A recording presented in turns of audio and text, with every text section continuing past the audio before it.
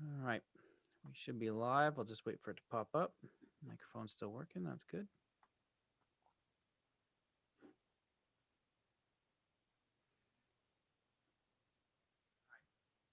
Perfect.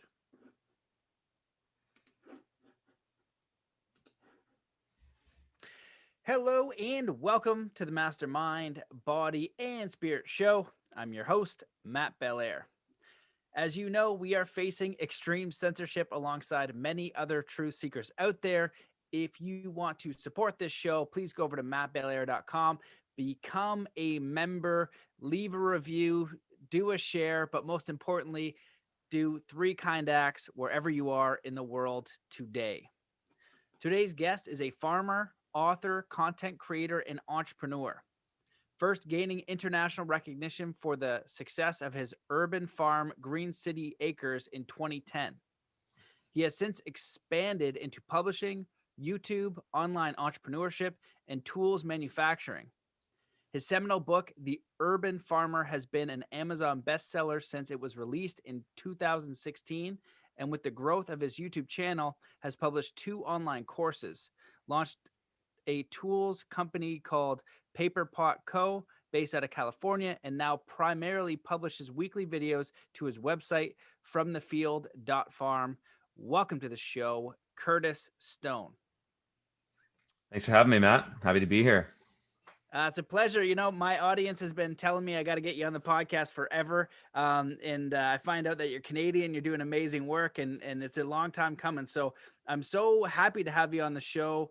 And there's so many things that we need to talk about. So your Totally. work is so important to the times we're in right now. And so it's amazing to see people really just respond to all the content that you're putting out, what you've been talking about for years. And we're kind of living in that now. So why don't we just catch the audience up to speed with a little bit about your background and how you got into the work you're doing, and you know, now it's really catching fire. So it's good to see. Um, yeah, I mean, I was worried about the shit hitting the fan back in 2007. That's actually what motivated me into farming. I was like trying to be a full-time musician, hipster musician in Montreal, playing music for musicians basically. And I've been interested in permaculture and homesteading and off the grid living forever. And so when I started to see what was going on at the recession, then I was concerned. I was really, that was around the time I started to get really deep into the esoteric stuff. And I was worried about the Mayan calendar back then. And so I was basically preparing to get out of the city and get out of that style of living, and get myself onto some land. And it's been a real long journey. You know, I started by getting out of the city, and then I hopped on my pedal bike and I rode down to Tijuana, down the California coast, and visited farms and off-grid homesteads and stuff, and learned a lot about myself. And you know, not really a lot about living on the land, but I learned a lot about myself primarily, and realized that I could do anything I wanted to if I just put one foot in front of the other and just make it happen. And so that was a recipe for success that led me into everything I do now. And so, you know, that was in 2008. That was in the summer of 2008. And then I started my farm shortly after that. First year of production was in 2009. And yeah, I've been doing that ever since. You know, farming worked really well for me. It wasn't easy. It was tough, but I figured out a business model that worked really well, which is small farming, you know, urban farming. That's what I wrote about in my book. And it just led to other things. I just, you know, because I had a background in music and performance, I was just naturally good doing lectures and things like that. And you know, a whole career out of being a public speaker and content creator came from that. And then up to the point where you know, I was doing so well off the farm that in 2018 I actually closed my farm for commercial production, though I still farm. And I actually have a half-acre cooperative farm. I still have a massive homestead garden, and now I'm developing a 40-acre off-grid homestead. So I never stopped farming. I just stopped commercially farming in 2018 because I was making a lot more money with a lot less effort without farming. And so I think anybody who had their head on straight would go, well, why would I keep farming if I can work less, have a family, and do this? And so basically I started pursuing that. And that's kind of where we are today. I mean, I've been involved in a lot of different entrepreneurial endeavors, some of which you touched on in the bio there. But they all pertain to agriculture. I've never stopped farming.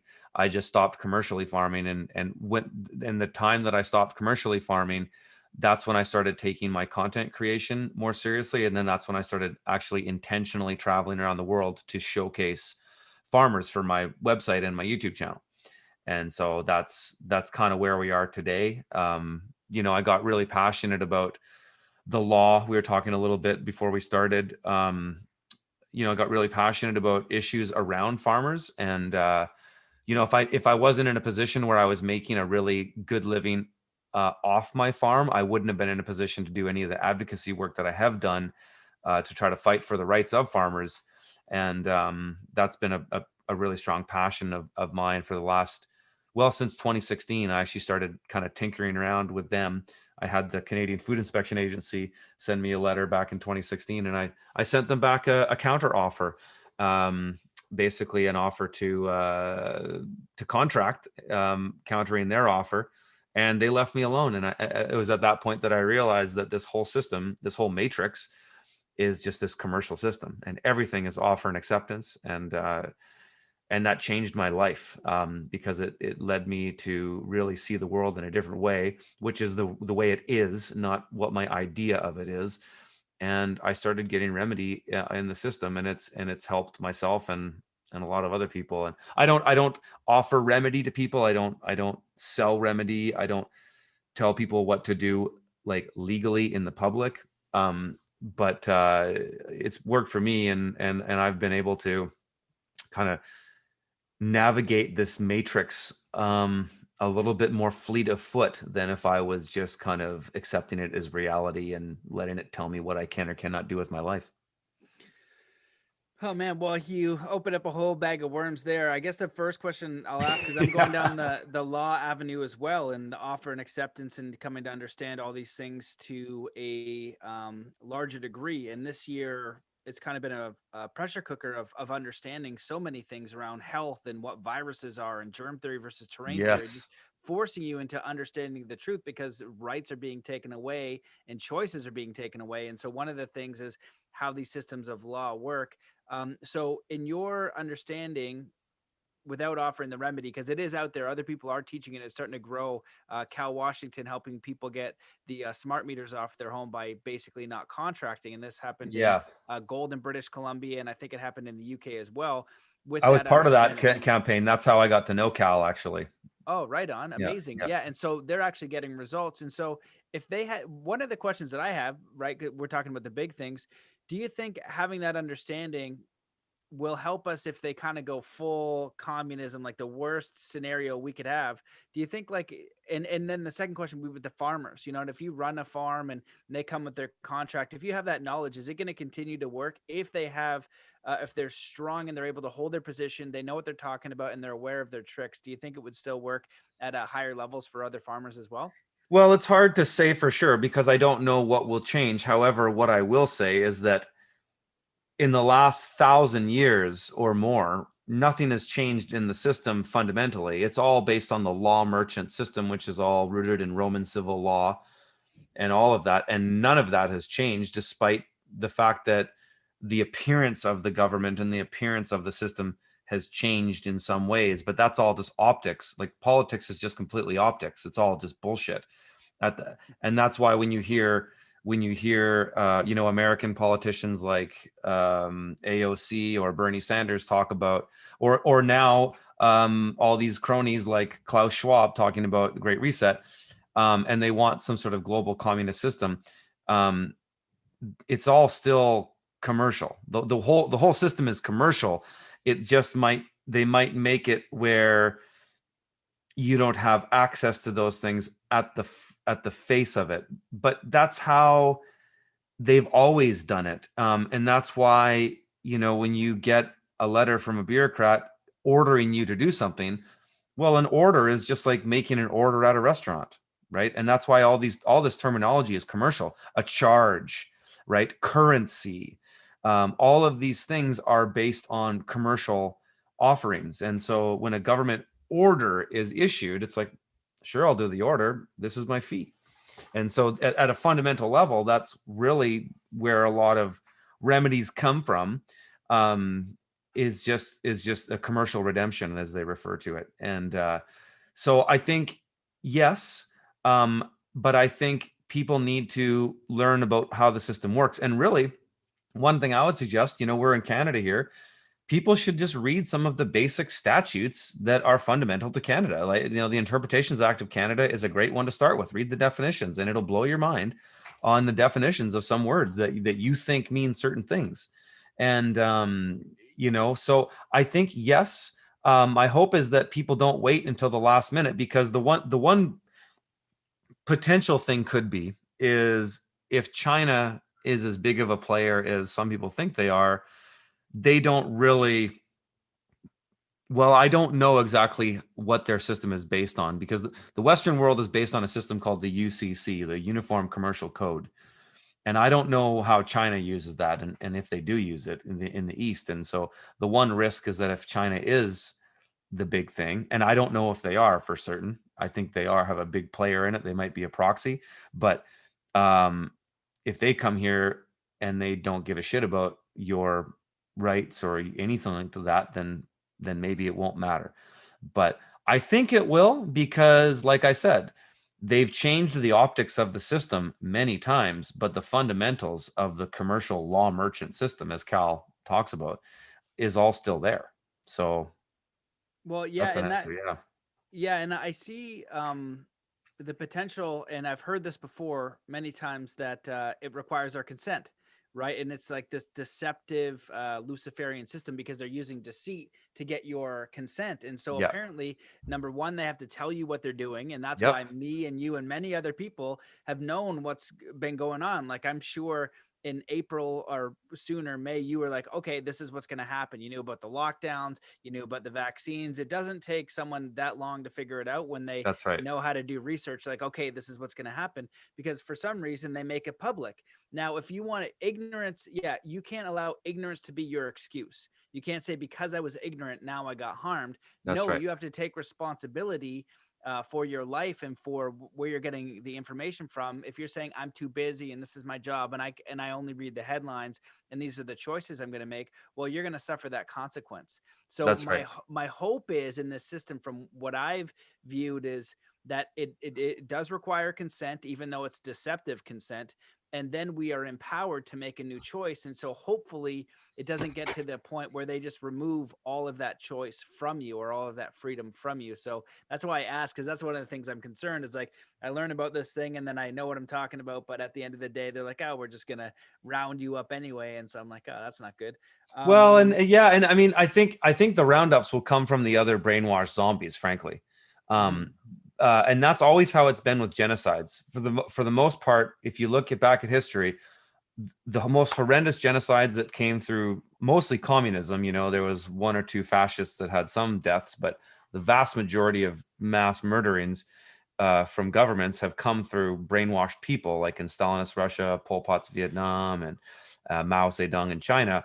And so it's more about us getting away from the zombies, the hordes, because the propaganda is endless right now. But one thing I was going to say is, there's a book. These are the Maxims of Equity, and anybody, this is the real gravy when it comes to law, is the Maxims of Equity, because everything they do operates within the Maxims of Equity, and there's a lot of these maxims.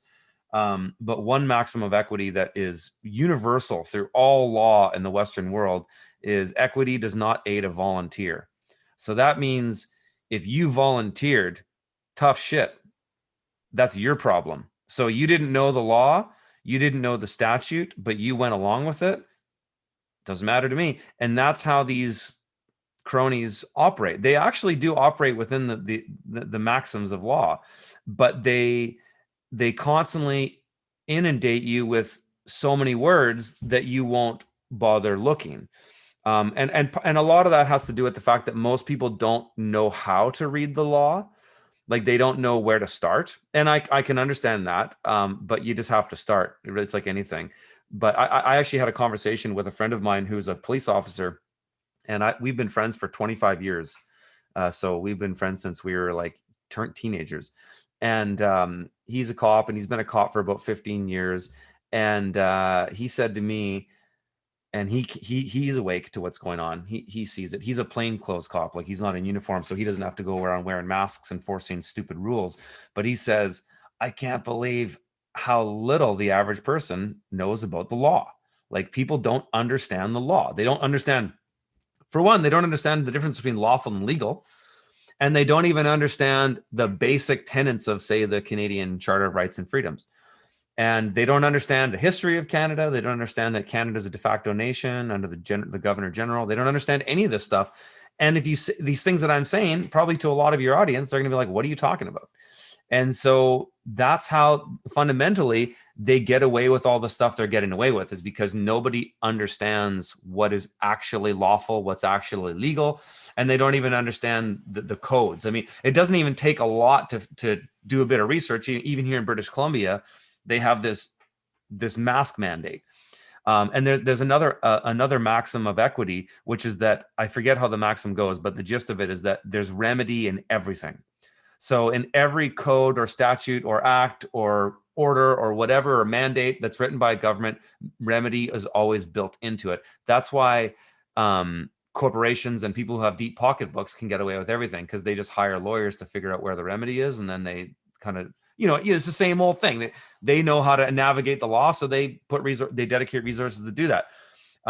But you don't need a lot of resources to do that. You just have to read. But even here in British Columbia, in the mask mandate, it says explicitly in the mask mandate that medical exemptions are accepted, and they will not ask you for what that exemption is. So the remedy's right there. So if you don't want to wear a mask in the stores, you don't have to. I don't. I stopped doing it entirely, and nobody bothers me anymore. I think more people here in Kelowna are kind of getting used to it, but I take my kids grocery shopping. I was just in the Toyota dealership the other day getting my truck fixed.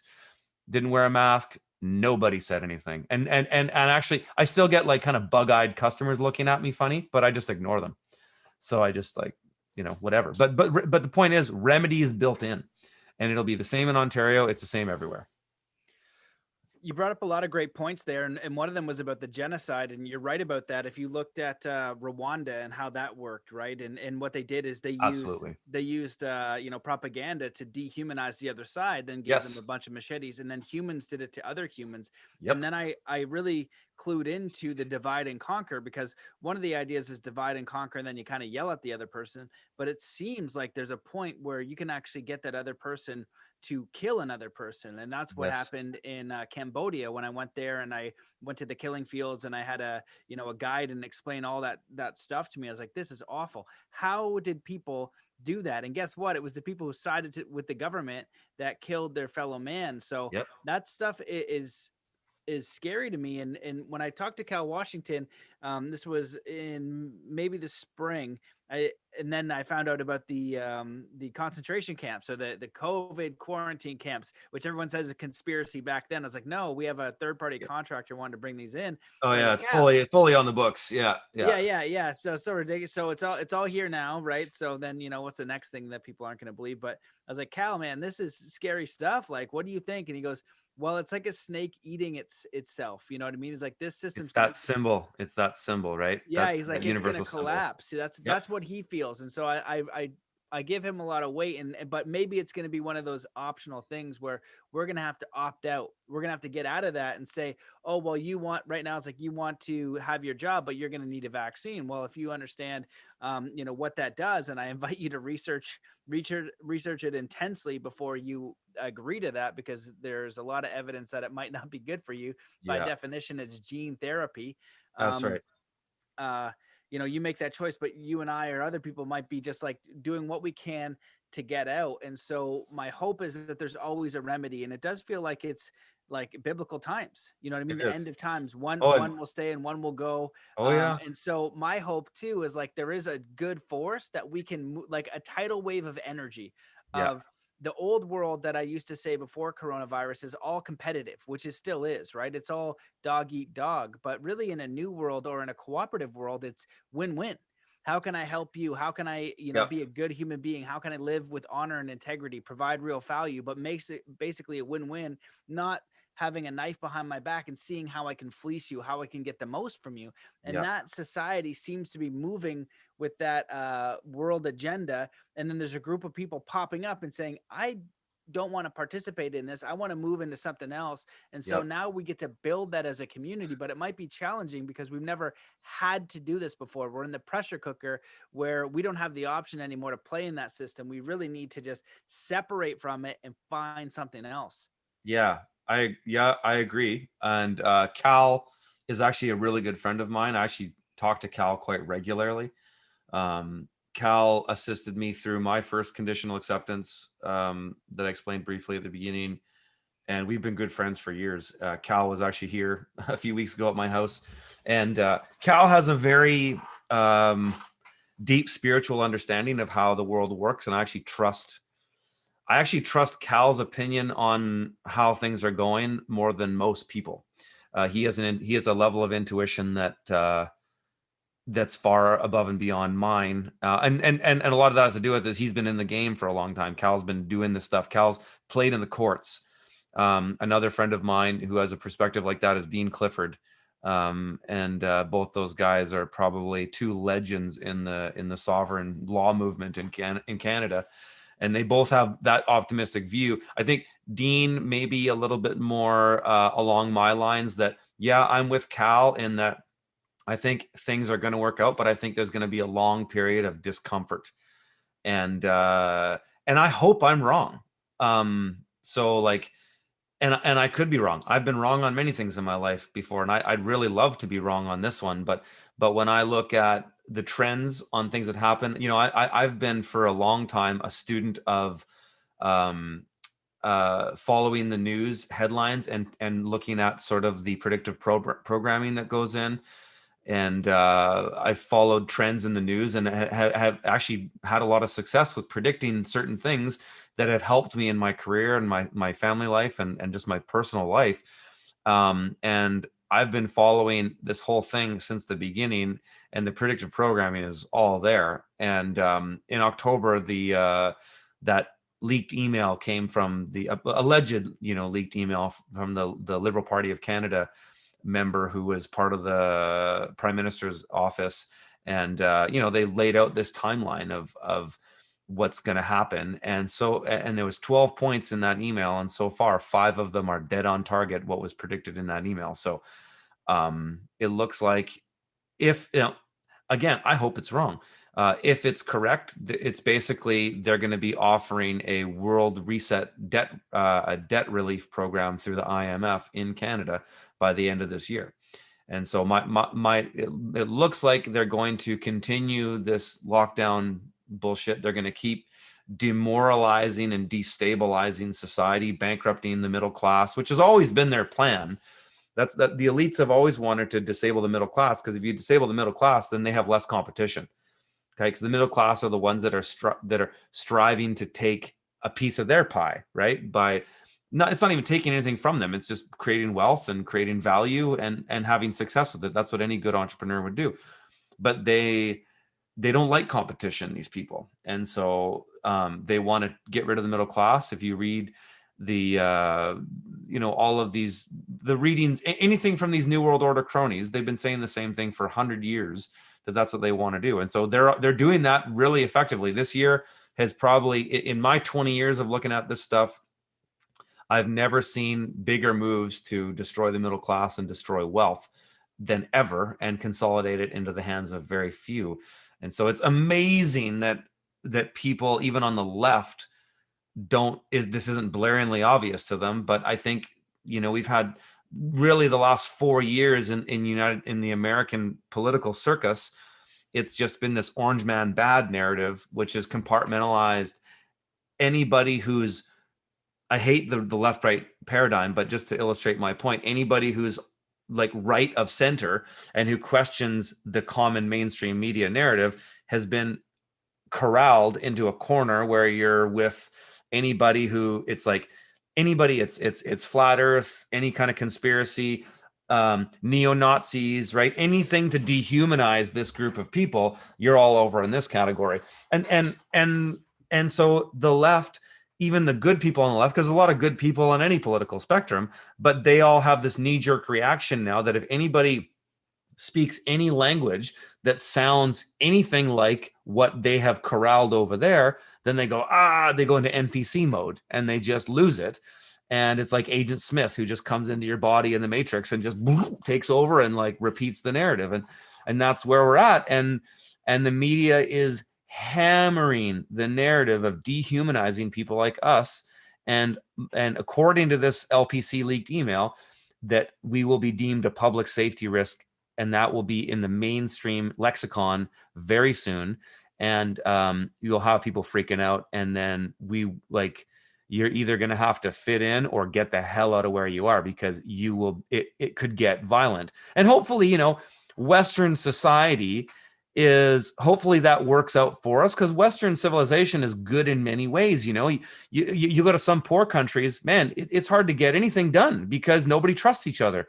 In the West, people generally trust each other, and people generally don't want to fight. So hopefully that cultural history works against this new psychosis of hating anybody that doesn't sound like you. So we'll see. Time will tell. Yeah, absolutely, and I agree with most of those, pretty much all of that perspective. It's going to be very interesting times, and the only way that this works is that if we harm each other. The challenge is, it's if this divide and conquer is going to require me to protect myself from you. Yep. And I've been bringing up this quote, and I'm going to keep doing it every single podcast, by Rudolf Steiner. Anything that seeks to restrict or bind, by definition, is Luciferian. So if you have a belief and it's the polar opposite of what someone else believes, that's fine. But if you are restricting or binding or enforcing it upon them and removing their free will choice, you're probably under hypnosis or brainwash or being Yep. used by some other force that's beyond you. And this propaganda is absolutely insane with what we're seeing out there.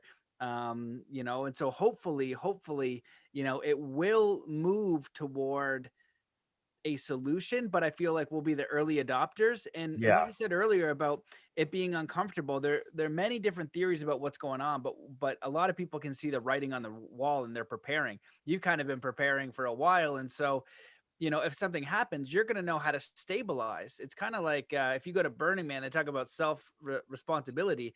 Be able to set your own stuff out so you're not taking from other people. You have Yeah. food, water, shelter. You have everything organized, but we forgot how to do that as a Yep. society. And that's a lot of what you teach. And so a lot of people are scrambling because they don't know how to grow food. They don't know how to survive. They don't know how to build a shelter. They don't know any of that stuff. And so Yeah.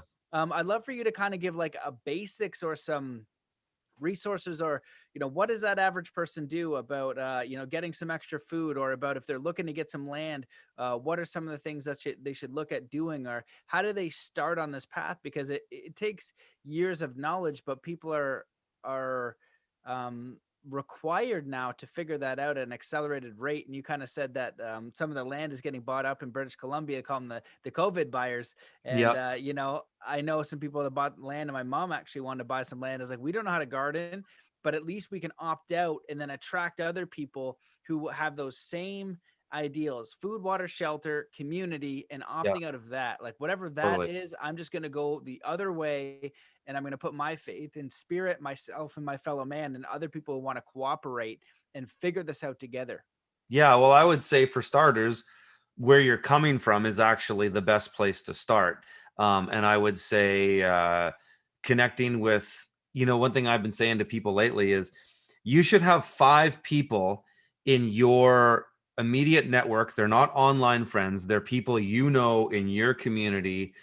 They're people that if you called them and said, man, I need your help, they would drop everything to come and help you. And you would do the same for them. If you should be thinking about who those 5 people are, and you should be coming up with a plan, on a contingency plan of what to do if XYZ happens. I would say that's number 1. I would say if you don't have any experience farming or anything like that, or experience on the land, to go out and buy land right now is a waste of time.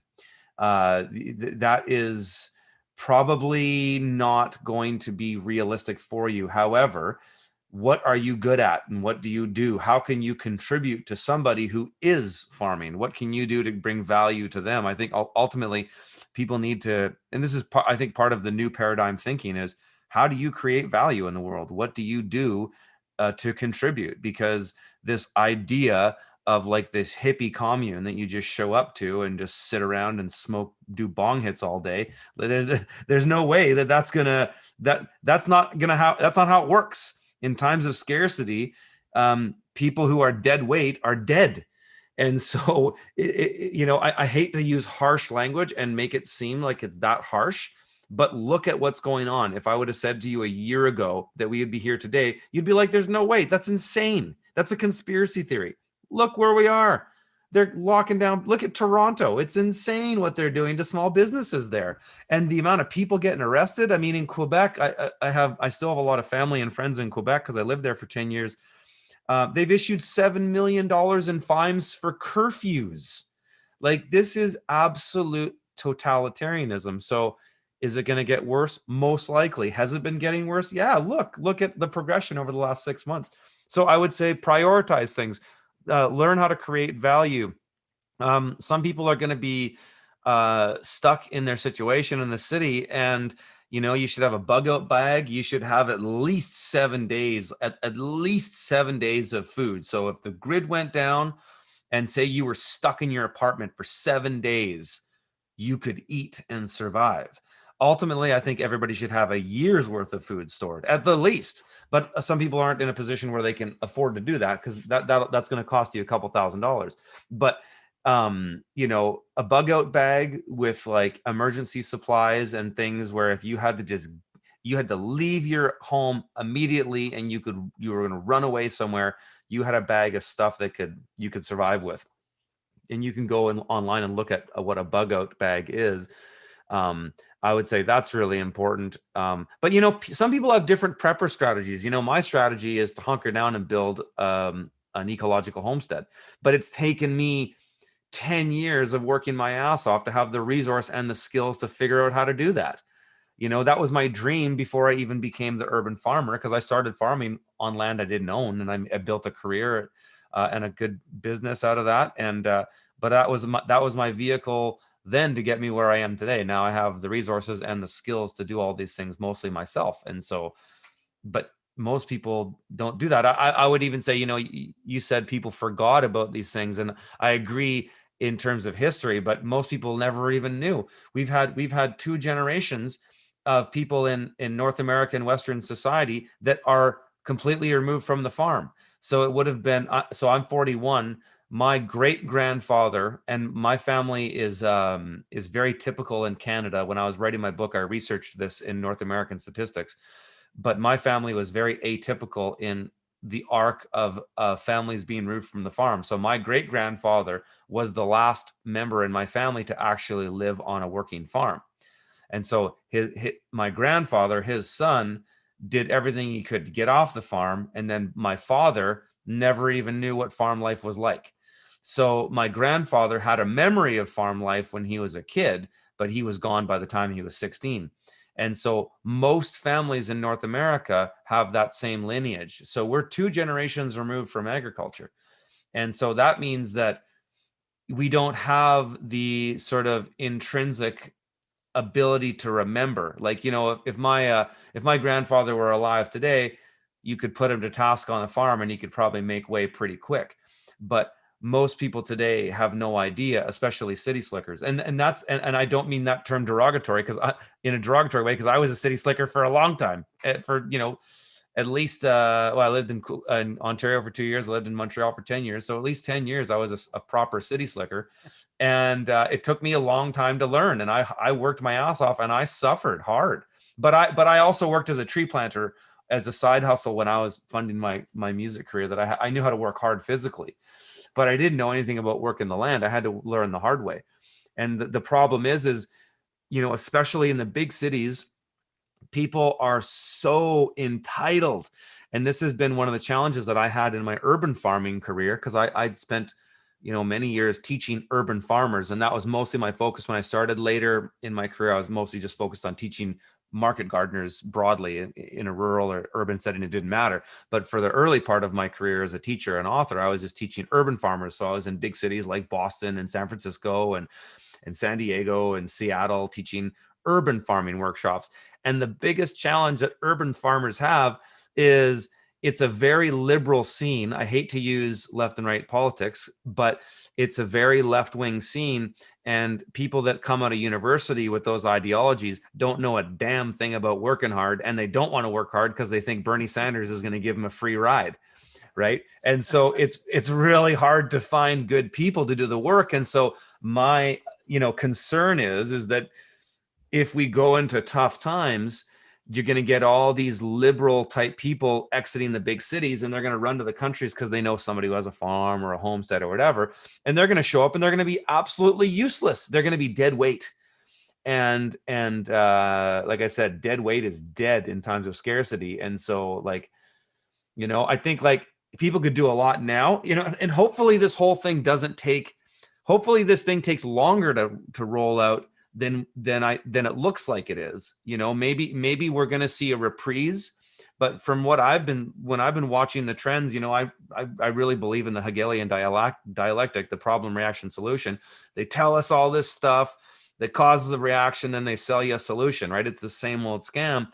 As I've been watching the headlines for the last year with this whole thing, it's like 2 steps forward, 1 step back, 2 steps forward, 1 step back, 2 steps forward, 1 step back. So it's not just the slow boiling frog in water anymore. It's more like turning the stove up to 5, and it's like medium boiling because it's happening faster.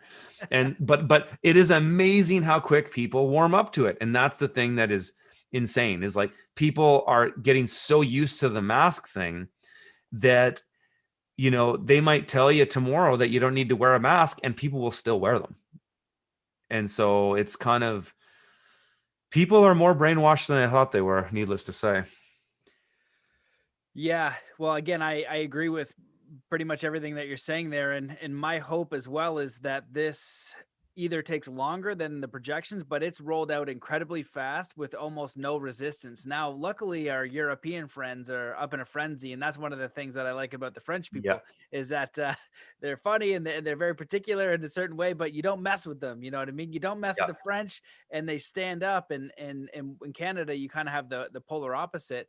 And you're correct that I was actually surprised because I've lost a good chunk of my friends by sharing actual information that's true Absolutely. and Oh yeah. verifiable. And no, we're not going to have any of that.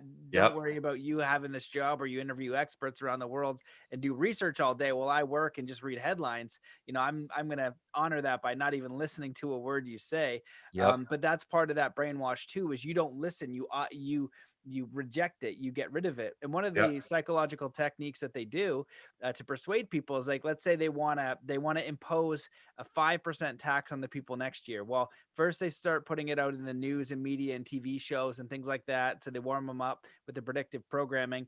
Then it actually happens and they say, we're going to throw out a 10% tax. Everybody Exactly. loses their marbles over the Yep. 10%, and you're like, you know what, we'll just make it 5%. Then they have the Exactly. 5%, and everyone is like, oh, our government is so kind. And so it's a bit of a ridiculous scenario. When you see it, it's completely obvious, and you can only plant seeds for people who are not seeing it. And so the question that I kind of want to ask you is, if we're going to be moving forward in this kind of time frame, you touched a little bit about the food, but what are some of the skills or some of the things that you'd recommend to people that really are just looking at this? They're waking up and saying, okay, I do need to figure out my own sovereignty.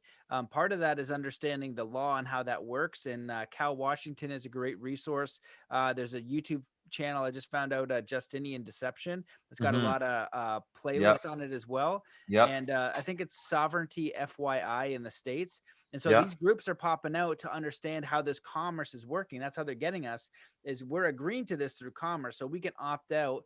And you're afraid of the police officer who's representing a corporation. He's just making you an offer. He's just Yeah. basically working for a pirate. And so Yeah. you can learn how to not accept that offer. And the more of us that like send out these notice of liabilities when they come out and these other things, we might be able to just fire it off and prevent this.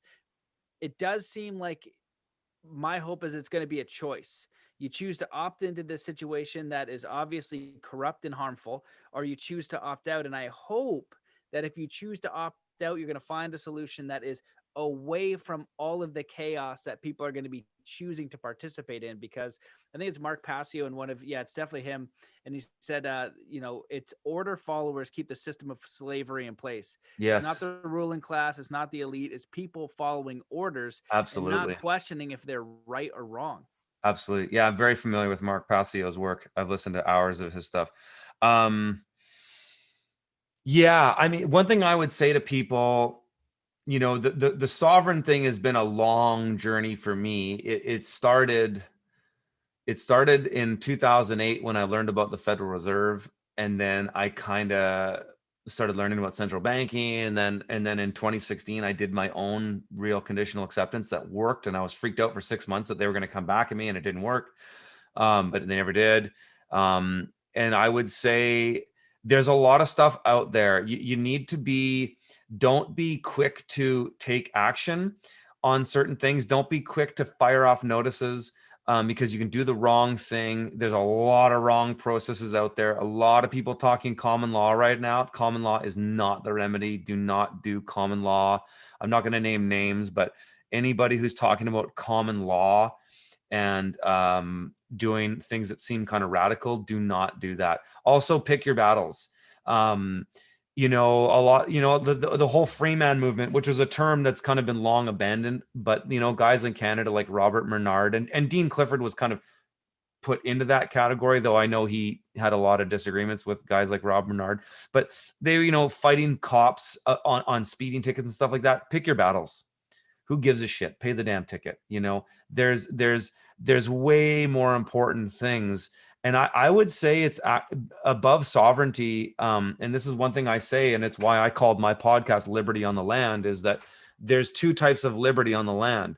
There's a figurative liberty on the land, which is understanding your status and standing, and understanding maybe some commercial remedies and things like that get you out of situations or remove burdens and regulations. And then there's the literal liberty on the land, which is actually being on the land and taking responsibility for your food, water, energy, shelter, community, education of your children, all these fundamental things that we need to live on this earth. And I would say, and actually even a guy like Dean Clifford agrees with me on this wholeheartedly. He expressed it in my podcast that I did with him, is that right now at this juncture, finding liberty on the land literally is more important than worrying about doing commercial battles with the system. Sure, if you're a business in Toronto and they're bringing down the hammer on you, and this is literally how you pay your bills, there's some things you can look into that might help you. But it also looks like in Toronto, there's enough people that are just resisting it outright, that a good old fashioned, consolidated resistance front is going to be something that gets some remedy. You have to be careful though, right? And you have to also think about your family and think about what's important, because nobody wants to go to prison. And I don't want anybody to go out and do radical things and get themselves in trouble, because you can. And you certainly, if you're hearing a lot of these things for the first time, and you hear me say things like, commercial remedy and a conditional acceptance, and you go, oh, I'm just going to go do that. Well, it's not that simple. There's a lot of things you need to know. But I would say more importantly, look at history and look at what's happened in the past. And like we both have said in this podcast so far, is that the atrocities have always come from the other people that have dehumanized the other people. So there's the main majority, and then there's the dehumanized minority, and that those minorities have existed as cultural groups, they've existed as economic groups, they've existed as racial groups. Doesn't matter. They've existed in our case. They've existed now. They're the public safety risk of people who are super spreaders, or whatever, the COVIDiots, or whatever the latest thing they call us. That we mostly, if you're looking to keep yourself safe, then it's mostly just getting away from those people, unfortunately. And I don't mean to say those people to dehumanize them. I certainly don't mean that, because everybody wakes up at a different time. I have no animosity for people that are believing all this bullshit. Sometimes I get annoyed by them or frustrated from them. I think there's enough people in Kelowna that are resisting it now that it's not really a news story if there's people walking around without masks. Like, nobody really seems to care anymore. But I don't want to do what they do to us and dehumanize us, because that can flip the other way around too. And the powers that be always want to sow those seeds of discontent amongst the populace so that they sort themselves out, because the thing that these elites do operate under the laws of equity, and they primarily do everything hands off. They keep their hands clear, and that's actually another law of equity, is the maxim of clean hands, in that in order to get equity, which there's remedy in every type of legal law through equity, through the maxims of equity, is that they don't do the stuff, so they're not actually guilty. You were dumb enough to go for it and fall for it, and that's where the maxim of equity doesn't aid a volunteer comes from, is that you volunteered. And when you really start to read statutes and acts, and I have obviously more experience with them in Canada than I do in the US, but I've also read the international covenants, and they are very explicit about that, is that everything is voluntary. And every single thing that government offers is a offer in commerce, and it is voluntary. You can't just say that to a cop, though, and that's where I tell people, pick your battles, because to go and argue with a cop, they're ignorant of this stuff. They don't know. Cops don't know anything about equity. They're just working stiffs, working a job. And if you say the right things, they'll call their superiors, and then that's where you might get some remedy. But I would say it's not worth fighting cops over little things like that. Pay the damn fines. Who cares? But I mean, when it comes down to the restaurants, though, that are getting closed, and those insane fines for gathering publicly, that's ridiculous. And there's all kinds of commercial remedy there, because the charter, you can even use the charter. And that's where, like, guys like Cal have really figured these things out, is they actually just understand the system on how it works. And when you can figure these things out from a principled level, you can start to see how they operate, and you see patterns. And so, like, I remember the first statute or act that I really spent a lot of time on was the Agricultural Land Commission Act of 1971 in Canada. And that was the first one that really opened my eyes. And I started to see patterns of how these things operate. And I've read about 100 of them since. And now I'm at a point where I can read a Canadian act, and I can pretty much find the remedy right away, because I know where they put it. And it usually just comes down to understanding the definitions of these things, and how they trick you with definitions that you think there's a word in there that's commonly used. Like, for example, in the Agricultural Land Commission Act, they use the word person. It is defined as includes a First Nations government. And so what is that? Because in the maxims of the legal maxims, the word includes, the base of the root of that word is inclusio.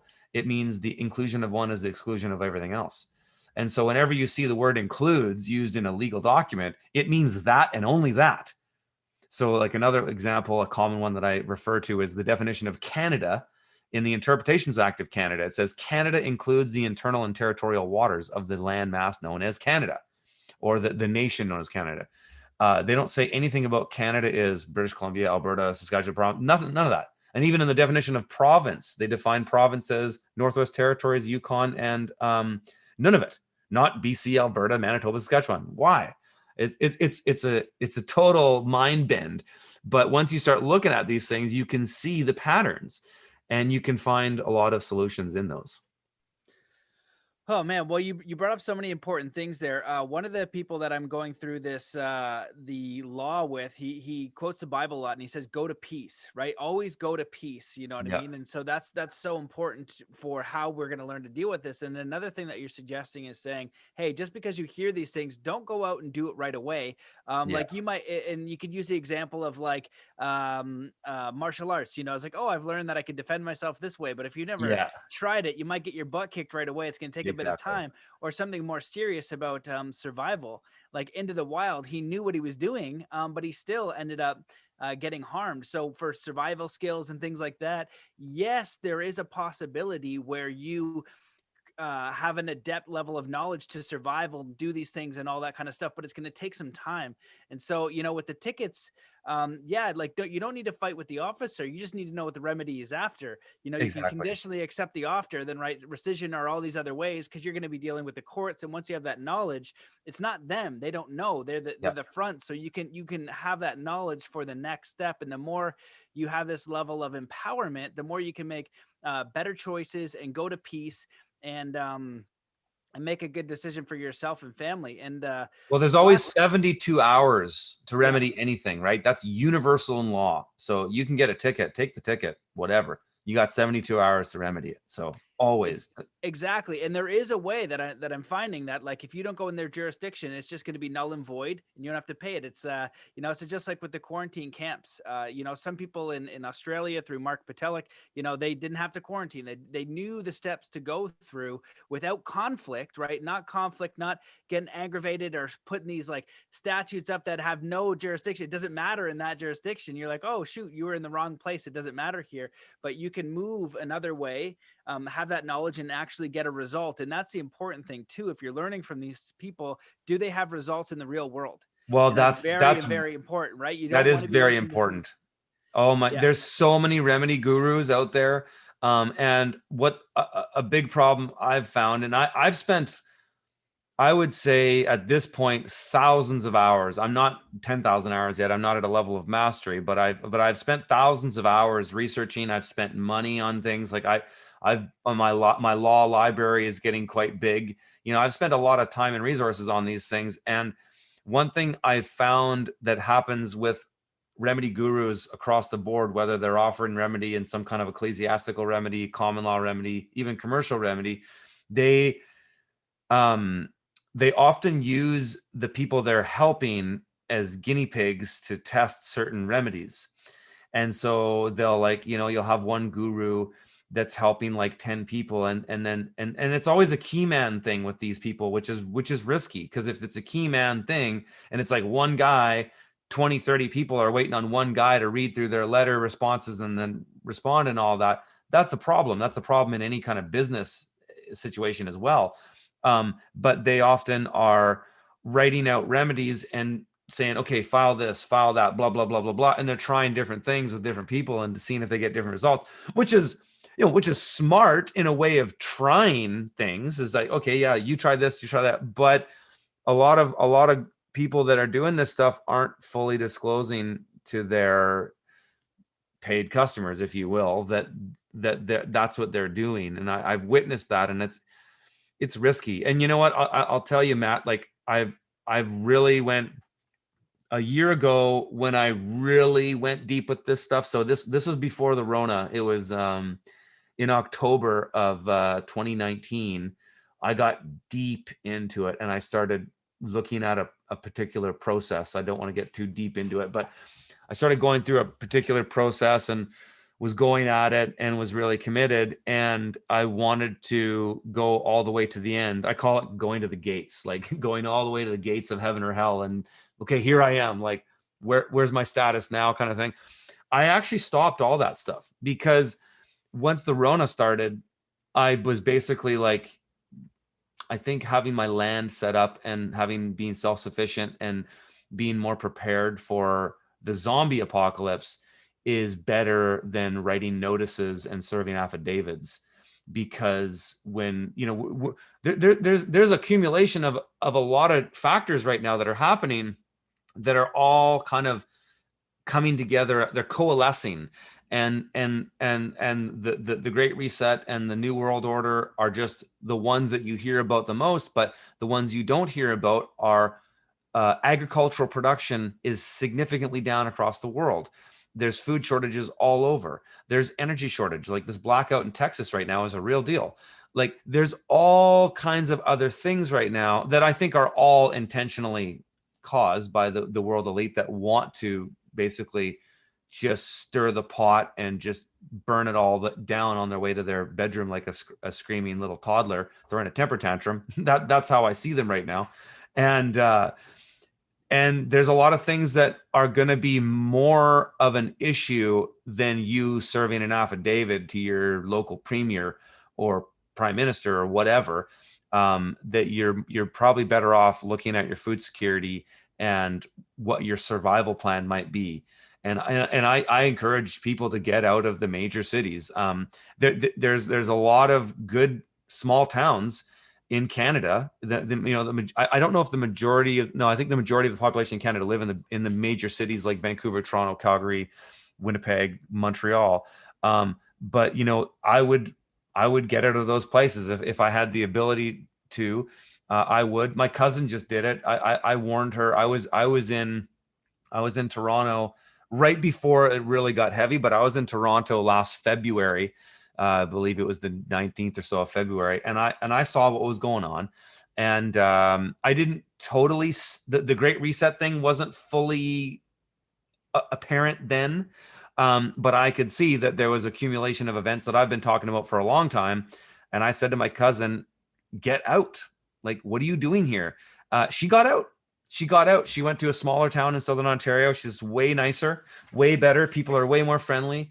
You don't have to get out of all cities. Like, frankly, I think Kelowna here will be one of the last places that could get bad, because there's a lot of people here that won't accept this new normal and won't accept the paradigm if it comes to the point, like it's outlined in this Liberal email, this LPC leaked email, that by the end of this year, it's going to be that there's going to be what they call a Canada Health Pass, which is just this vaccine ID. And so you're going to need that to do a lot of things, go into grocery stores and whatever. And so that is, being in a bigger city where there's longer lineups to get into places, and there's more complacency and there's more conformity. I would not want to be there for that. I mean, you probably have a better chance surviving in a smaller town where people are more connected to the land. Because one thing I've observed in my travels around the world and working with farmers all over the world is that it's a generalization, and against a broad generalization, but it is one, that people in the country are more libertarian and generally want less to do with the government, and people in the city are generally more liberal and want more to do with the government. And there's a lot of reasons why that is, but it's true. And so the cities, if you want to be forced into compliance, stay in the big cities. If you want to have more options, get out of the big cities. Yeah, again, I 100% agree. And one of the things that I wanted to touch on that you said before is about the group psyche. When you look at psychological operations, they know one-on-one psychology, but they also are aware of group psychology.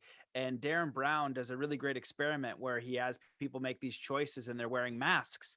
And what happens is the group, they can do something for this person they think is real, like it's a real person, and they get to affect this guy's decisions, right? And gradually what happens is the group becomes more and more kind of sadistic.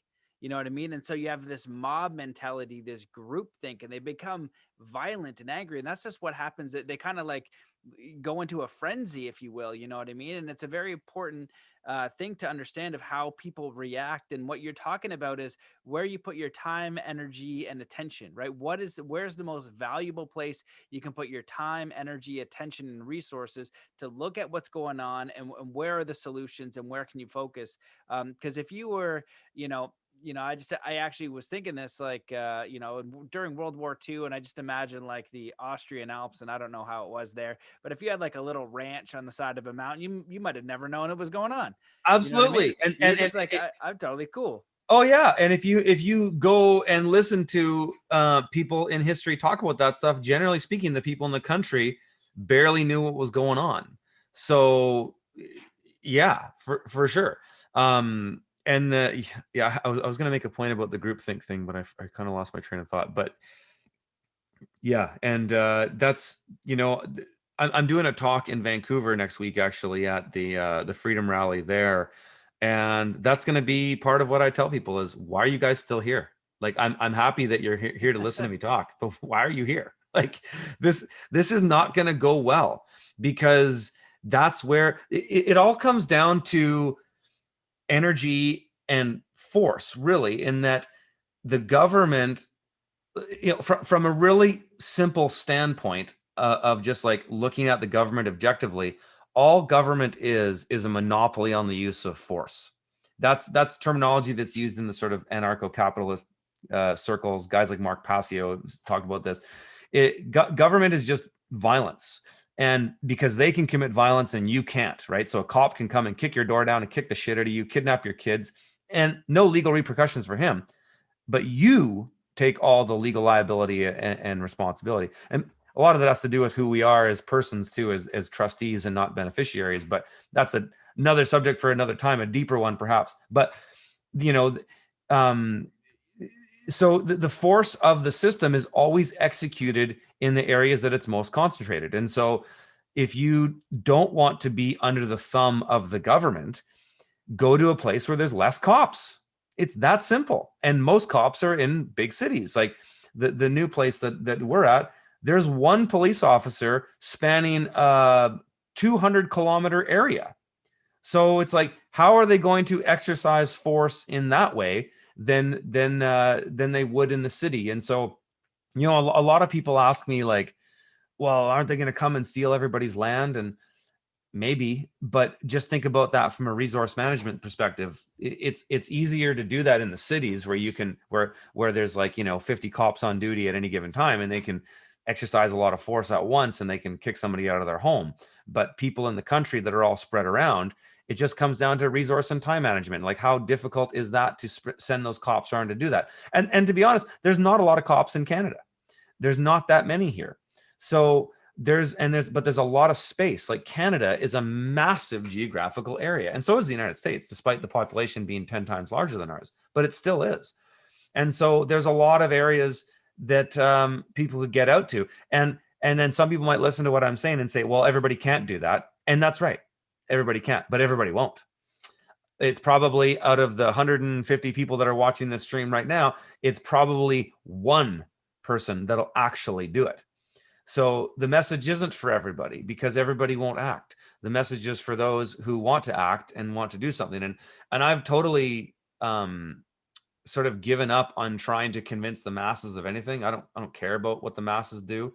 I only care about what the tiny minority of people do who are going to be movers and shakers. And I think, just like any movement, it's people that are just willing to put skin in the game, take massive amounts of risk, and do it, and also take responsibility for themselves and extend that responsibility beyond themselves into their greater community. Those are the people that will lead the charge. Those are the people that will do the majority of what needs to be done. But you don't want to be waiting for somebody else's solution. And this is a big problem that I've had with the sort of, the QAnon movement and all that, with in the truther movement, is this whole idea of like, trust the plan. Trump's got it all dialed in. He's going to figure it all out. He's going to come back on March 4th. It's like, dude, if you're waiting for that reality, don't hold your breath, because these people have been let down the whole time. And that's most likely not going to happen. And so you're going to have to take responsibility for yourself. And that means just like pulling up the bootstraps and doing it. And it's not easy, but what's the alternative? Because if you wait until it gets too difficult to leave, you're not leaving. So when it gets to the point where everybody gets woke, I call it getting woke with your pants down, is like everybody gets woke at the last minute. And that will happen. It will happen that when the boot of the state is on your neck, now you see it. Well, too late, dude. You didn't see it 3 years before it was happening, or when you should have seen it. Now you want to get out of the city. Now the 401, the 407 are completely gridlocked and nobody's getting out. So it's like, do you want to suffer some short-term pain now in exchange for some long-term comfort? Or do you want to take the risk of waiting until the last moment when everybody wants to get out? Because they will. Like, there will be a mass awakening. I know there will be. Because there's no way that this system can keep doing the things that they're doing and not piss a lot of people off. Like, look at the amount of dislikes. Like, anytime the World Economic Forum or whatever, they put a video up on YouTube, it has like 99% dislikes, right? It's like, people don't like this shit, and they're gonna wake up. But unfortunately, all the people that are on the fence right now, like they could be literally everybody who's listening to the stream right now is woke to what we're talking about. But they won't actually wake up when it matters. And that means taking action. And so if you're going to be getting woke when everybody else is getting woke, you're not doing anything. Like you're stuck. And that's going to suck, because that's literally that's like what all these zombie apocalypse movies have been telling us for years. Is like, you see these like drone images of these like massive hot freeways that are just completely gridlocked. They're telling you something there. Like if you wait till the last minute, that's what it's going to look like. Yeah. And again, a lot of really great points. And the one thing that I've kind of thought of and had discussions about is like, all right, you've got the big cities. Those are the places that are the least ideal. Canada and US are massive land masses with lots of space to kind of leave and do your own thing. And if you think about it, what they're actually trying to do, if it is at the root of it, a Luciferian deceptive system that requires our consent. Well, what they do is they say, well, you know what? The vaccines aren't mandatory, but you can't shop because you don't have any reliability or self-responsibility. That's right. That's when you get in a bad situation, because Yep. you have not empowered yourself to be able to take care of yourself, right? So the state helps and takes care of you for you, and I think in again, a lot of the stuff with the law, it goes back to the Bible as like the contract, the 100%. 1611 King James Bible, which is really fascinating thing to discover. But it says that you can't serve two masters, and That's one right. of them is the government, and one of them is God, the creator, and you have inalienable rights as a person on this land. And so if you moved away from these big cities and you had your land, and yeah, maybe they come and try to get you, but the resources it takes, then you can defend your land and your way out. They're going to be managing for years all the people in Exactly. the city that they're doing this to, that are opting in. Even that amount of manpower is going to be intense. It And is. I Yeah. like to go on the optimistic side of Cal having like the system, crumble it's on its head, with enough people gaining knowledge that stops these, like, because if you look at like even the Canadian and around the world, you can tell these people are evil. You know what I mean? These Totally. politicians, like, they're evil. And then they 100%. put down even, and I have firsthand knowledge of Ontario and nurses and stuff, and saying, look, nurses are good, and a good amount of even the police are good. But then you Yes. go up a level and then up a level. And then the higher up you go, they get more and more sketchy. Oh Why is yeah. that? Oh Why is it at yeah. the top? You look at that. And I found out there's real politicians like that Pierre Poivre guy, whatever. Guy's legit asking some questions. And what elusive, and then this from law, right? They never answer a question. And he goes, yes or Absolutely. no, Chrystia Freeland, or whatever these evil people are. It's like, you guys, back in the day would be taken out, right? It's like the people, there's millions of us, and we're just going to let them do whatever they do because they have these paid for commercial agents of police, that are protecting this whole entire charade. But I don't even know if that's the right way to pronounce it. Well, no, yeah. Well, there's two ways to pronounce it, but yeah, totally. And that's, I hope more people, like, honestly, I feel like if you're not awake to the fact that politics is a complete waste of time at this point, I don't know how to help you. Because anybody who's wasting time on the political process at this point, I think is completely wasting your time. Shouting at CTV, being like, You this would is be, unreasonable. Yes, that's not that's where the you're going to thing. find the solution. Well, Yeah. and that's what I try to say people to as well, as I say, like, don't waste your time in politics. Don't waste your time on anybody who's not on your wavelength. Like, do not be fighting with people about mask mandate. Do not waste your time on sheep.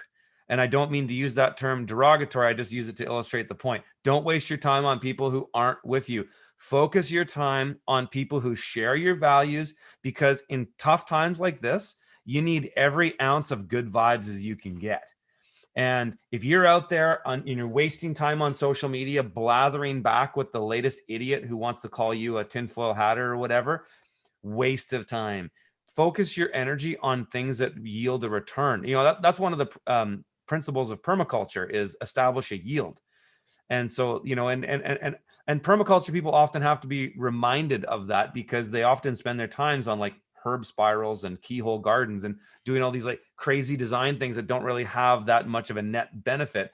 Whereas just like getting some stuff growing and getting a yield from that crop, it's important to think about everything in life that way, that like what you put in, you should be at least getting that out. Hopefully more. If you set yourself up to be producing enough value in the world and doing enough win-win, that you're getting more than what you're putting in. But that's the thing right now in this toxic environment of political polarization and dehumanization of the other.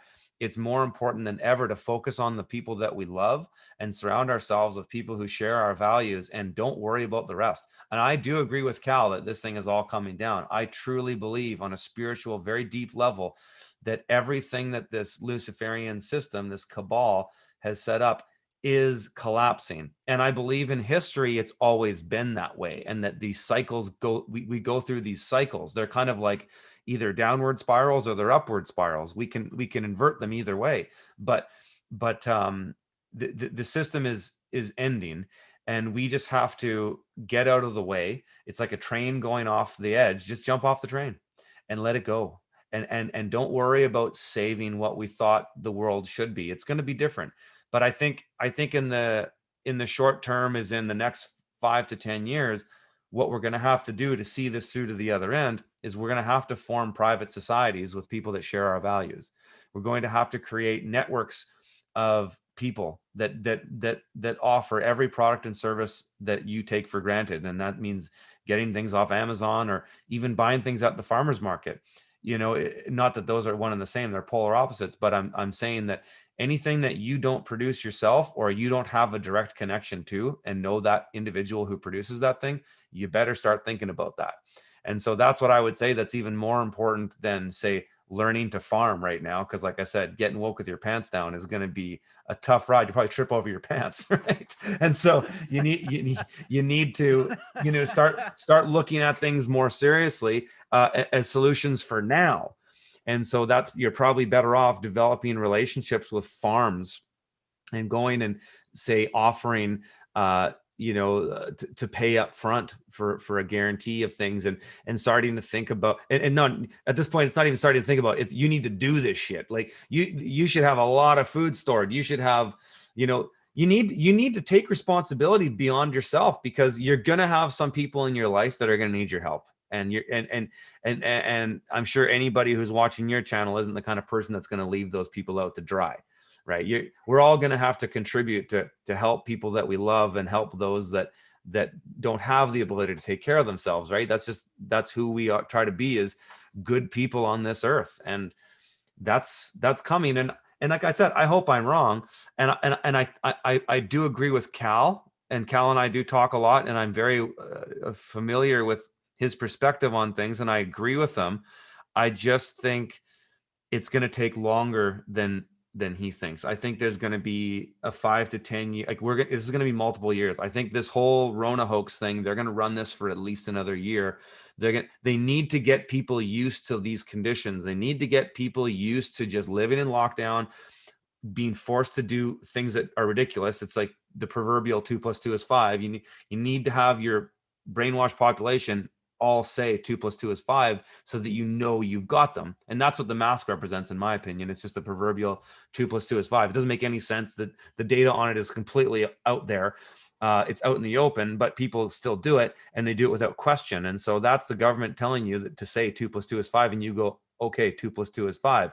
It doesn't matter that you don't believe it. All that matters is that you say it. And if they can get you to say it, what else can they get you to say or do? And then that's just another incremental thing where they're going to keep pushing this. And so I'm optimistic for the long term, and I'm optimistic for people who are taking action. I think, like, I'm sure as hell glad I don't live in a big city, and I haven't waited, because, like, man, it could happen real quick. But one thing I will say on an optimistic side is that usually in history, these things the hammer just doesn't come down and, like, boom, we're in a full-blown police state. It usually doesn't happen that way. Usually there's a lot of signs along the way. If people are paying attention to those signs, then good.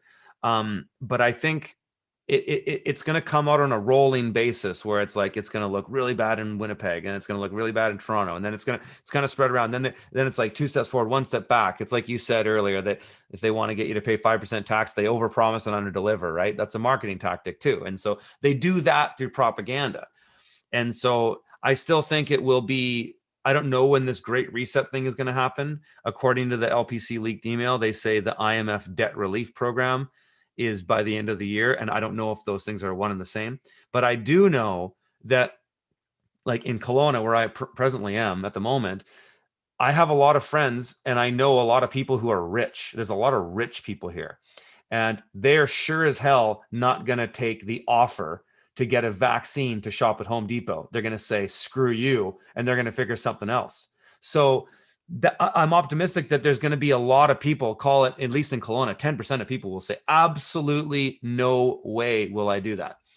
And so that's good.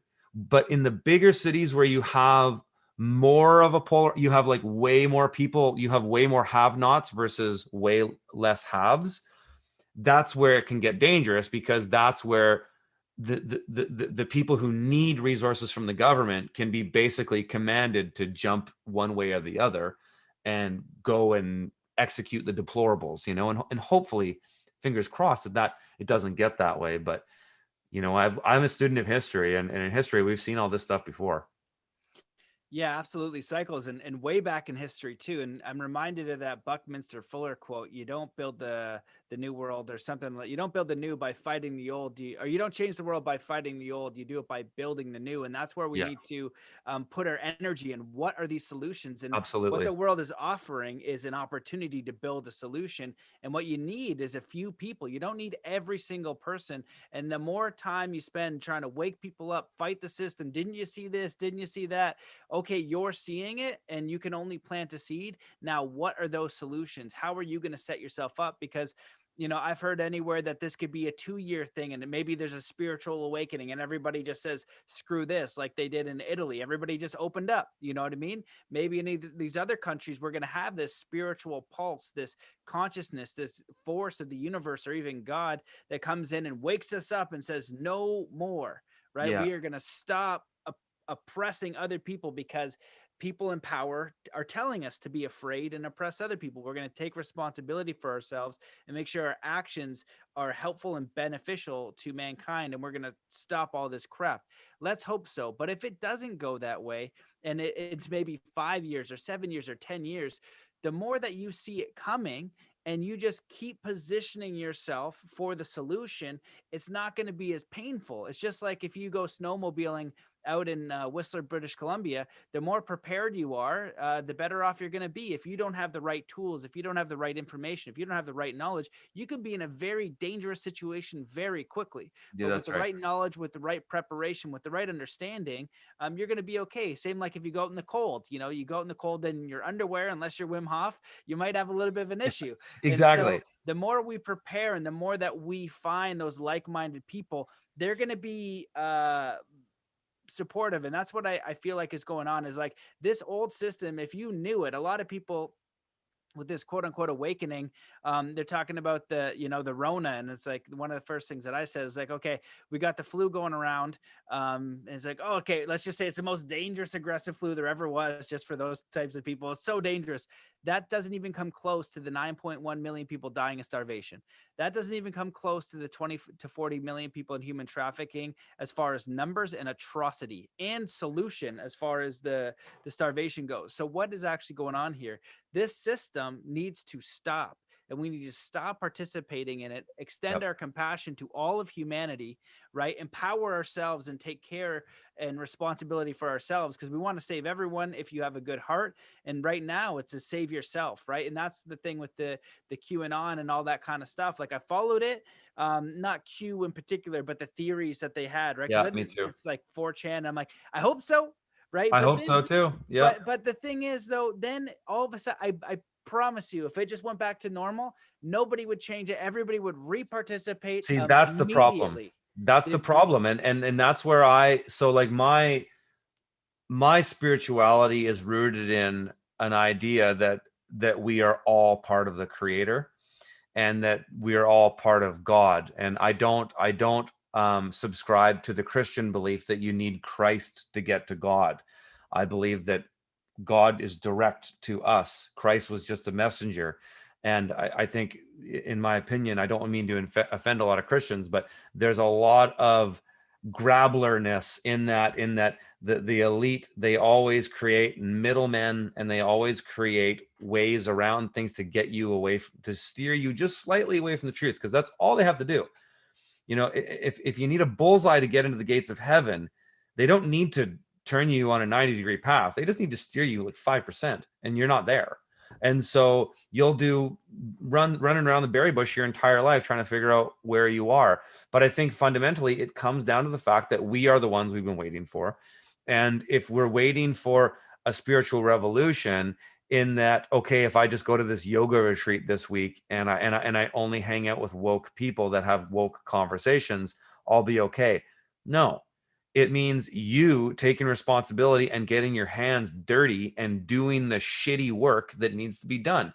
But I can tell you, somebody who's shoveled a lot of shit and done a lot of shitty work as a farmer, I can tell you that you that you only have to start. It's the starting is the hardest part, and you go and do a really crappy job and you think about, man, I got to schlep all this compost today or whatever. The hardest part is just getting started in the morning and getting out there. But once you get out there and you start doing it, you actually find you're having a lot of fun. But you really need to do it with other people too. And that's just the reality, because we don't all have a ton of resources that we can just go and build these like amazing off-grid homesteads. Like, most people don't have the ability to do that, but there are a lot of people that are doing things that are almost just as good. I'll give you one example. So in my membership from the field.tv, I do these Q&As each week where members submit questions, and they're often talking about things that they're doing. And every single week I'm hearing from people that are doing what I've been advising people to do for years, which is, instead of trying to buy land and build a homestead, go and lease some land. And I did it here in Kelowna. I own land too. I own my home. I own this 40 acres, but I also lease a half acre on a friend of mine's farm, because we started a cooperative farm, and I'm hoping this can be a model that people can look at. But we're growing a ton of food on that property. We don't own the land. We all invested a little bit of money to put the infrastructure in, but we didn't have to buy the land, and we can do it. And I started my entire farming career that way. I started farming in people's yards and doing it that way. The important thing is that you do it. The important thing is that you start doing something. And I'm not suggesting everybody has to be an agrarian. I'm not suggesting that we go back to a world where everybody has to farm. That's just not realistic. Division of labor is a good aspect of sort of the post-industrial world that we live in. And that's just where we are anyway. So to go back to where everybody's an agrarian is just not technically possible, because then a lot of services and things that we depend on we wouldn't be able to get. And we need people to specialize. But fundamentally, we need more people to get involved in the fundamentals of what we need to survive. And my friend Rob calls them the 4 nexuses of human survival. And these are sort of the 4 immediate ones, because there's other ones that are very important. But food, energy, water, and shelter. A human being cannot live without those things. And so those are fundamental. Of course, community, spirituality, there's education, there's so many other things that are very important there as well. But those 4 things you cannot live without, especially in Canada, especially energy. You cannot live without energy. So you have to have those things. And so if people don't really start figuring out how they have those without the corporate system looking after them, they're going to be in trouble. Yeah, absolutely. And I'm reminded of going to the Parliament of World Religions with a Native American friend of mine. And, there's 220 religions represented. And one of the things he said is, and one of the things that dawned on me as well is like, you don't need a middleman to God. You don't need a middleman to the creator. We all have that connection. And what many of the religions do, while there's a lot of truth in all of them, there just needs to be a little bit of a distortion. And one of the most powerful hypnotic techniques to persuade and to lead is to give 90 to 95% truth. And then you distort it just a little bit. And now Yep. you've led them. And this is something that's happened over time. And, I had, some people that follow the show, and, I guarantee I've offended every single religion that is out there, because I am for the truth. I'm not saying any religion is fully right or fully wrong. And when I see something that I don't agree with, I'm going to call it out. Like when we learn that the Catholic Church, basically imposed all the, Catholic churches on the Native American communities and did a lot of harm. Was that true or not true? Well, it's true. Now, does that mean every Catholic person is terrible? Of course Absolutely not. not. Of course not, right? Doesn't mean the same thing, but we just got to look at the systems and what that information is. And is there an available upgrade of truth? Right. You know what I mean? And we can look at what's going on with the, human trafficking and all that kind of stuff. It's just a different thing. We want to get to the truth and allow someone else to totally have their belief and experience, because we don't know what that ultimate truth is at the end of the day. But we do know that there are people who want to mislead, and they want to do things that are not of benefit to other people. And that's where we need to really be clear about what our values are, and how we want to act. Because if that belief, like one of the basic ones is like, okay, we believe we need money to survive. Well, if you're in a job right now, whether it's police, whether it's nursing, whether it's doctors, and it's going against your integrity, you might have to make that tough choice of quitting. Like my friend of mine, Dr. Pierre Theriot, is a doctor out of Quebec. 38 years in medicine, quit because he had to speak the truth about what was going on.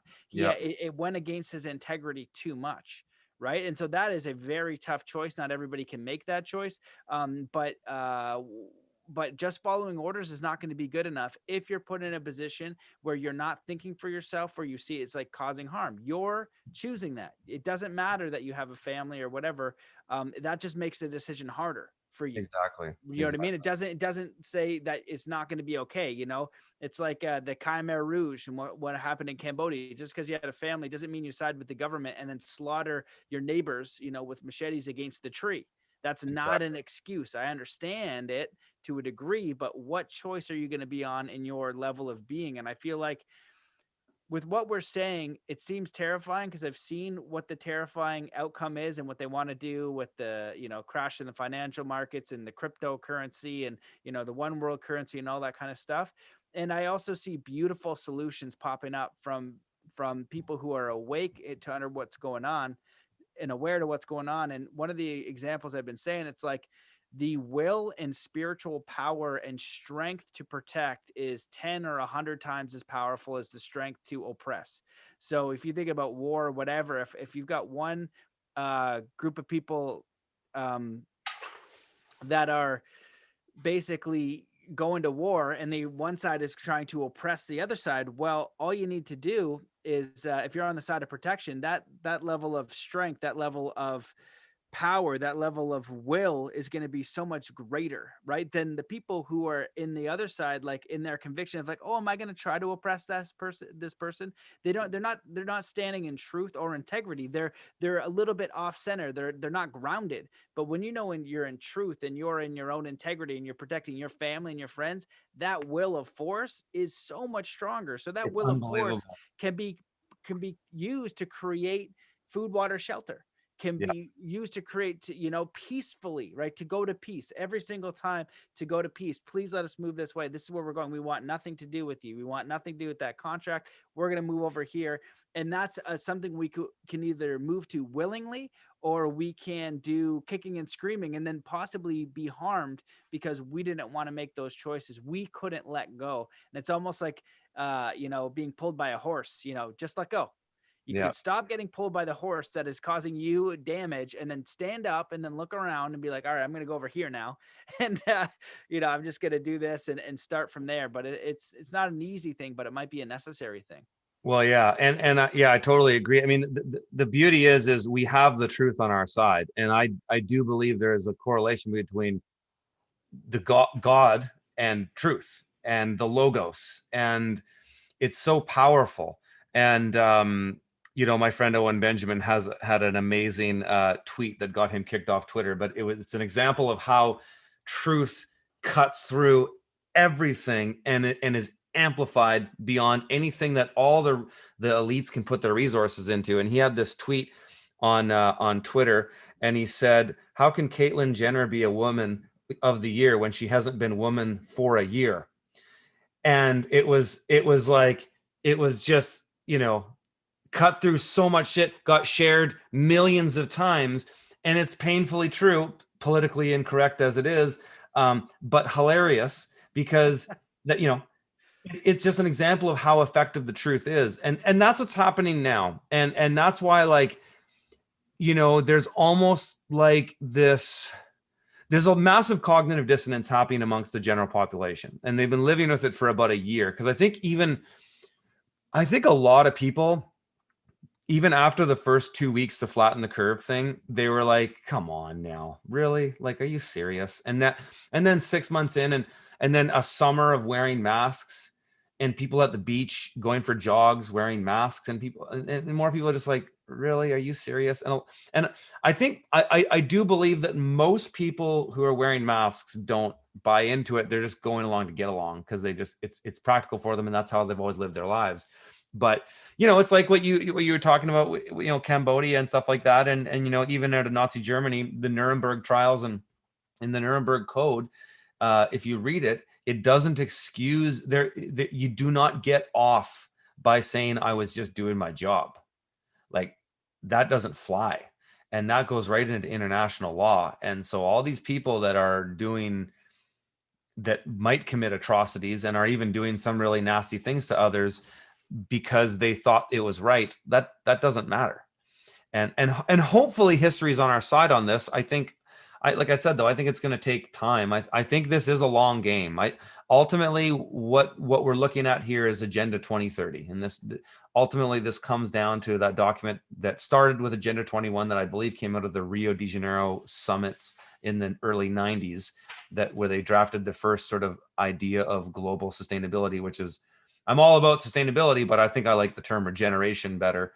But it's just green fascism or communism. And Agenda 2030 is the new game. It's the update, and it's the surveillance state. And all these documents are out there. That none of this stuff is conspiracy theory. I mean, our critics love to call us conspiracy theorists because that dehumanizes us, right? And that's their tactic. When you don't have an argument, it's the Saul Alinsky tactic, the book Rules for Radicals, and he lays all that out. Is when just go at the individual. Don't attack the argument, attack the man, attack the person. And that's what they do.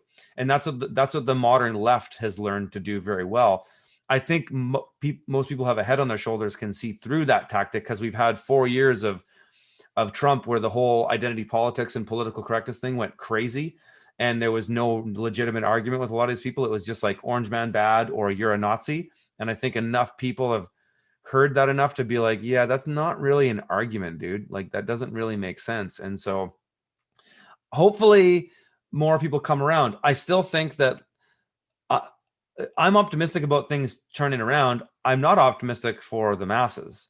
I think that there's going to be some really tough times ahead for the people who will not, who are going to get woke with their pants down at the last moment, and then they're going to be in trouble.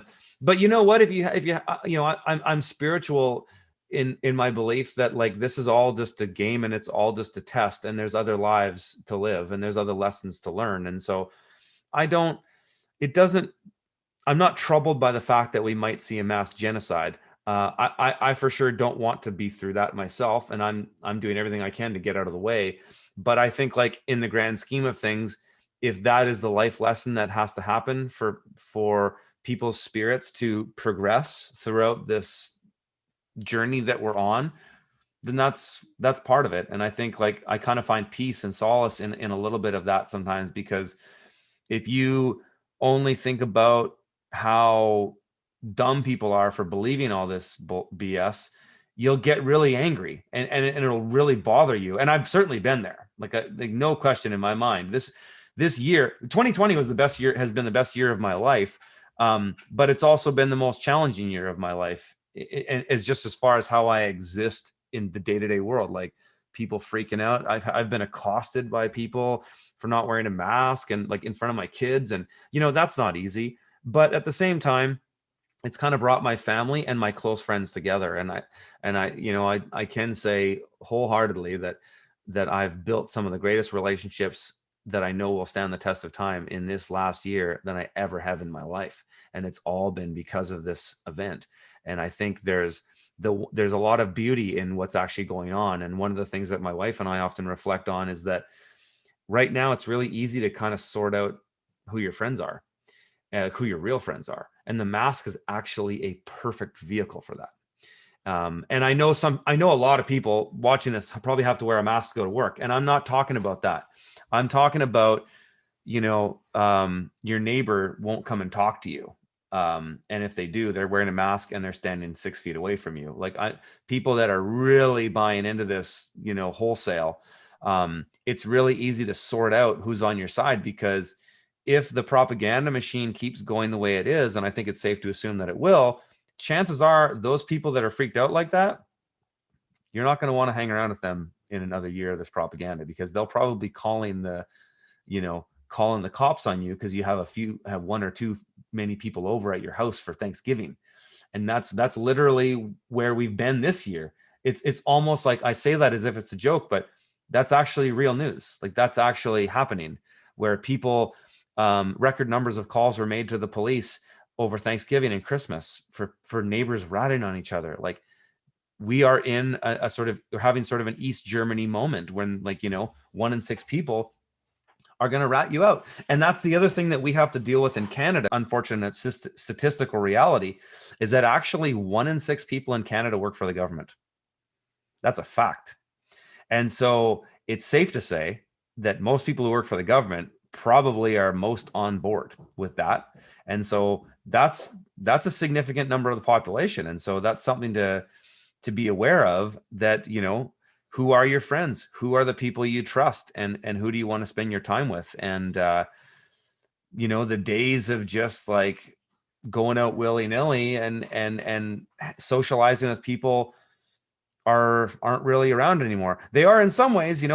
I'm not into protesting, but I do go down to the rally in Kelowna here all the time, just so I can hang out with people, because I'm a very social guy, and I miss being able to just like be in a crowd of people. Like, I was a musician for years. I used to go to shows and I'd play shows, and I just loved being around people. I really get off on people's energy. And I love being in crowds, and I love talking to people and making new friends and hugging people. And so I go down to the rally. I don't march in the protest, but I go down just to hang out and see people that I like and that I want to be around. Nobody's wearing masks. Nobody's social distancing. It's amazing.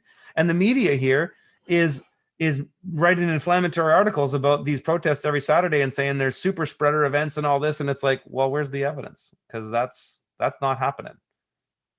Yeah, so many great points, and I just love the idea of like going to the protest for like your social gathering. It's like, all right, the protest is coming. I finally go out, like hang out with some people. Like, it's just a lot of madness, and you made a lot of points that I agree with. It's like you're finding out who your friends are, and unfortunately, I lost a lot of great friends, people I've known for pretty much my whole life, without a conversation. You know what I mean? Without a respectful Yeah. conversation, which is a bummer.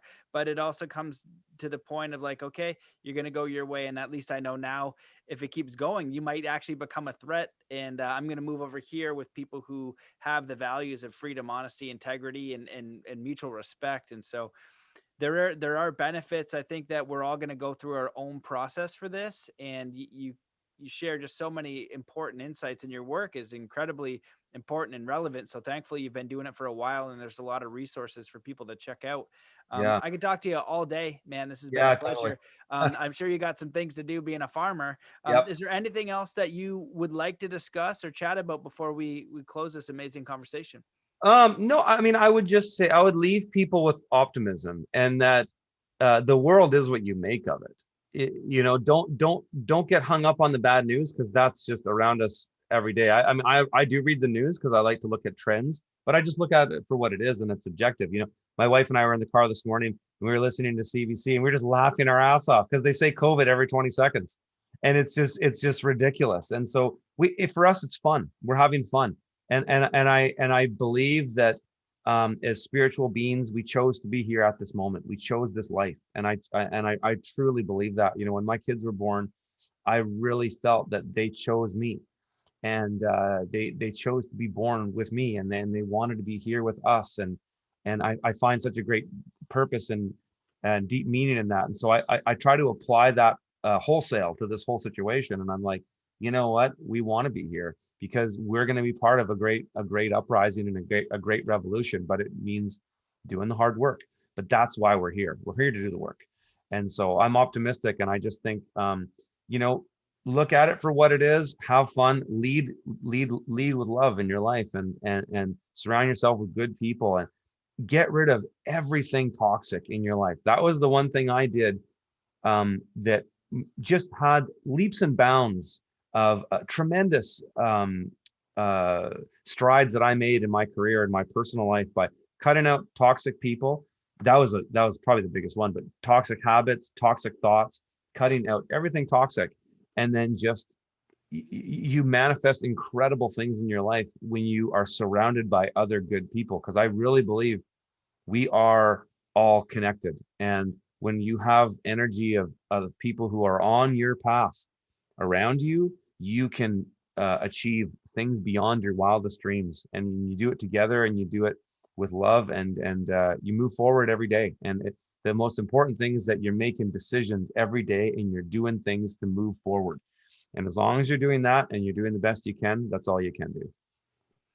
Beautiful. I absolutely love that. I agree with that. Where can people find more about you and your work if they want to stay in touch?